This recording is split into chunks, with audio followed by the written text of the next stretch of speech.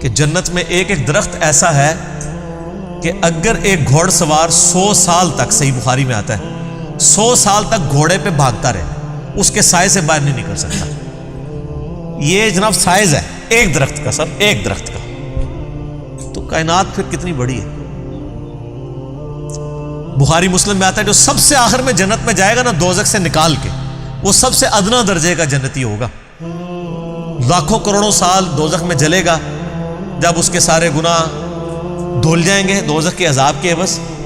اور بس اس کے پلے صرف یہ نیکی ہوگی کہ اس نے زندگی میں ایک دفعہ لا الہ الا اللہ کہا ہوگا، بس یہ کلمہ اس نے پڑھ لیا ہوگا، لا الہ الا اللہ محمد رسول اللہ، یا اپنے بھی وقت کے پیغمبر پہ جو اپنے زمانے میں امتوں کے تھے ان پہ ایمان لائے ہوں گے۔ تو جیسے ہی اس کو بخاری مسلم کے الفاظ ہیں دوزخ سے نکالا جائے گا، اللہ تعالیٰ فرمائے گا ہاں بھائی تیرے لیے زمین سے 10 گنا بڑی جنت، تو کہے گا یا اللہ تو خدا ہو کے میرے ساتھ مذاق کرتا ہے۔ تو بخاری مسلم کے الفاظ ہیں کہ اللہ تعالیٰ اپنی شان کے لائق مسکرائے گا اس کی بات کے اوپر، اللہ فرمائے گا مذاق نہیں کر رہا، حقیقت بات ہے کہ جو یہ روئے ارض ہے، یہ جو میریکل پلانٹ ارتھ ہے، اس سے 10 گنا بڑی جنت ہے اس شخص کے لیے جو سب سے آخری درجے کا جنتی ہے۔ اور سر جو شروع میں چلے جائیں گے ان کی جنتوں کا کون اندازہ لگا سکتا ہے؟ بخاری مسلم کے الفاظ ہیں کہ جنت میں ایک درجے والا اپنے سے اوپر والے درجے کو یوں دیکھے گا جیسے تم ستارے دیکھتے ہو، اور وہ فرق ایک نیکی کا ہوگا، ایک نیکی کا، اور یہ درجوں کا فرق۔ یہ تو سر اب ہمیں جب سائنٹسٹ بتا رہے ہیں نا گلیکسیز کی تعداد، اور بتا رہے ہیں جی 2.5 ارب گلیکسیز ہیں، اور ہر گلیکسی میں 300 ارب سے زیادہ سورج اور اس کے ساتھ زمینیں ہیں، تو یہ اللہ نے پورا انتظام کیا ہوا سر۔ اس وقت بھی جتنی کائنات ڈسکور ہو چکی ہے نا، اگر یہی جنتیوں میں بانٹ دی جائے نا تو یہ بھی اس سے بڑی ہے۔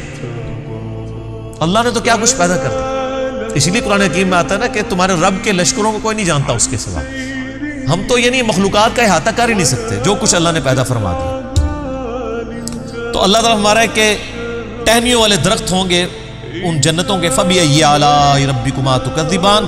فِيهِمَا عَيْنَانِ تَجْرِيَانِ، ان باغوں میں 2 چشمے جاری ہوں گے، فَبِأَيِّ آلَاءِ رَبِّكُمَا تُكَذِّبَانِ فِيهِمَا مِن كُلِّ فَاكِهَةٍ زَوْجَانِ، اور ان باغوں میں ہر طرح کے میووں کی بھی 2 قسمیں ہوں گی،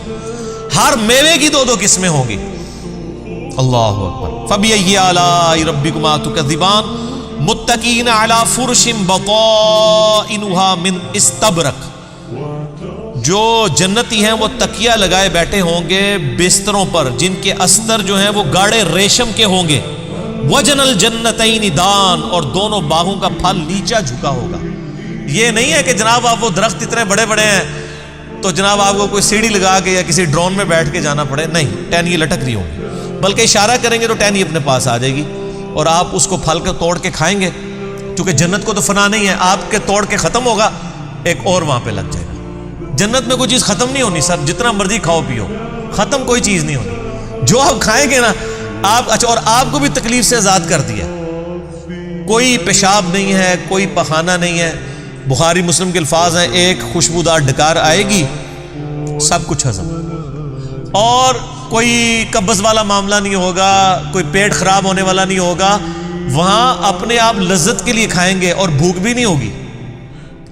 بھوک کے بغیر بھی لذت کی وجہ سے آپ کھانا کھائیں گے، اور لذت کی وجہ سے آپ جتنا مرضی، یہاں پہ بھی لوگ بھوک کے بغیر لذت کے لیے کتنا کچھ کھا جاتے ہیں، کہتے ہیں میں تو ہنے کھانا کھا کے آیا تو رکھو تو پھر 2 پلیٹاں کھا جاتے ہیں،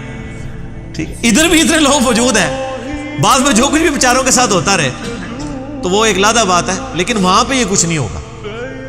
فَبِأَيِّ آلَاءِ رَبِّكُمَا تُكَذِّبَانِ فِيهِنَّ قَاصِرَاتُ الطَّرْفِ لَمْ يَطْمِثُهُنَّ إِنسٌ قَبْلَهُمْ وَلَا جَانٌ،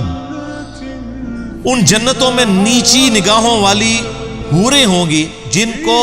نہ کسی انسان نے چھوا ہوگا نہ کسی جن نے اس سے قبل۔ اچھا، ان آیات سے اب یہ بھی پتہ چل گیا کہ جنوں کے لیے بھی ایک جنت ہے اور انسانوں کے لیے بھی جنت ہے۔ جنوں کے لیے ظاہر ہے ان کی ریکوائرمنٹس اپنی ہیں، آپ کو پتہ ہے، صحیح بخاری میں آتا ہے، صحیح مسلم کے اندر کہ نبی علیہ السلام نے منع کیا ہے کہ آپ گوبر یا ہڈی کے ساتھ استنجا نہ کریں، کیونکہ جنوں کی خوراک ہے اس کے اندر۔ ہماری خوراک تو گوبر یا ہڈی کے اندر نہیں اللہ نے رکھی ہوئی ہے، تو جنوں کی آرائش کا ان کی جو خواہشات کا سامان الگ سے ہے، ان کی جنت الگ ہے، انسانوں کی جنت الگ ہے، لیکن ان کے لیے اپنی جنیاں ہوں گی، تواڈے سے تواڈیاں جنیاں ہوں گی، ٹھیک ہے،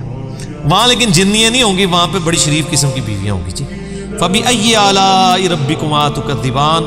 كَأَنَّهُنَّ الْيَاقُوتُ وَالْمَرْجَانُ، اور یہ جنتی عورتیں ایسی ہوں گی گویا یاقوت اور مرجان ہیں۔ وہ تو صحیح بخاری میں آتا ہے کہ وہ یعنی ایسی ٹرانسپیرنٹ حوریں ہوں گی کہ ان کی جو پنڈلیاں ہیں، پنڈلیوں کے پیچھے ہڈیوں میں جو گودا ہے نا، وہ بھی ٹرانسپیرنٹ نظر آ رہا ہوگا۔ یہاں پہ تو خیر ان چیزوں میں شاید کوئی اتنی اٹریکشن نہ ہو کہ کوئی شیشے کی کوئی حور بن کے سامنے آ جائے، وہاں کی ریکوائرمنٹس ڈیفرنٹ ہیں، وہاں کے لیے وہاں جا کے پتہ چلے گا۔ فَبِأَيِّ آلَاءِ رَبِّكُمَا تُكَذِّبَانِ هَلْ جَزَاءُ الْإِحْسَانِ إِلَّا الْإِحْسَانُ، احسان کا بدلہ بجز احسان کے کیا کچھ اور بھی ہو سکتا ہے؟ ہائے ہائے ہائے، یہ اللہ ہی کا ہی فضل ہے۔ سر اس کی اس آیت کا جو سوز و گداز ہے نا، وہ ایک عربی سمجھ سکتا ہے۔ اللہ تعالیٰ فرماتا ہے کہ جس نے زندگی میرے لیے گزاری، جس نے میرے لیے دنیا میں تکلیفیں اٹھائیں، حلال و حرام کی تمیز کی، روکھی سوکھی کھا لی، میری وجہ سے اسے دنیا میں نمازوں کی مشقت اٹھانی پڑی، روزوں کی مشقت اٹھانی پڑی، جس نے اتنا احسان کیا ہے، اللہ پہ تو نہیں کیا لیکن اللہ تعالیٰ قدردان ہے۔ اللہ فرماتا ہے جس نے اس طرح کا احسان کیا ہو تو کیا اس کا بدلہ میری طرف سے احسان کے علاوہ کچھ اور ہو سکتا ہے کہ میں بھی اس کے ساتھ ویسے ہی احسان کروں؟ حالانکہ ہم نے اللہ پہ نہیں احسان کیا ہوا، لیکن یہ اللہ تعالیٰ کی قدر شناسی ہے کہ وہ قدر کرتا ہے انسان، کہ بتاؤ اس احسان کا، اس نیکوکاری کا بدلہ کیا نیکوکاری کے علاوہ کچھ ہو سکتا ہے؟ جو تم نے نیکوکاری کی تو میں تمہارے ساتھ وہی نیکوکاری کروں گا، یعنی مراد یہ کہ جنت دوں گا۔ فَبِأَيِّ آلَاءِ رَبِّكُمَا تُكَذِّبَانِ، تو اے جن و انس کے گروہ، تم اپنے رب کی کون کون سی نعمتوں کو جھٹلاؤ گے؟ أحب رضاه أحب لقاه يظل